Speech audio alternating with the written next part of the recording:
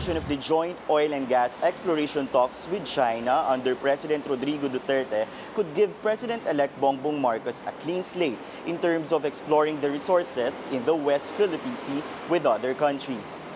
Experts and diplomats say the challenge now is whether the next administration will continue to engage Beijing and find a common ground without compromising the Philippines' sovereignty. The Chinese Foreign Ministry says it is looking forward and ready to work with the new administration to advance the negotiations. China maintains that the joint oil and gas deal with the Philippines is, quote, the right way to manage maritime differences. In a virtual forum, the Asian Century Philippine Strategic Studies Institute denounces the termination of the deal.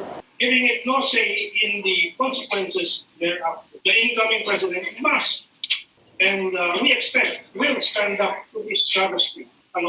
In a tweet, Foreign Affairs Secretary Teddy Boy Locsin Jr. says the government must look back at what happened in the 3-year negotiation before giving the talks another shot. He adds details are important so that the deal will not be unconstitutional.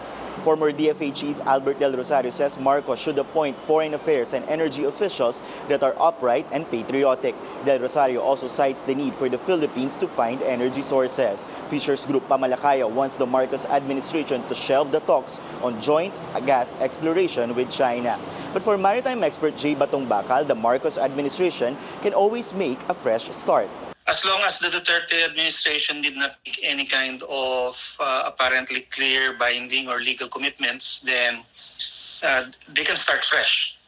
Okay, so they can deal with the question of joint development from the very beginning, from the very basics.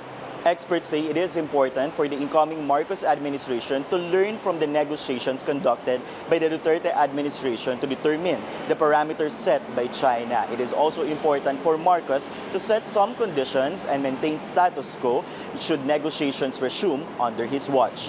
Tristan Nodalo, CNN Philippines.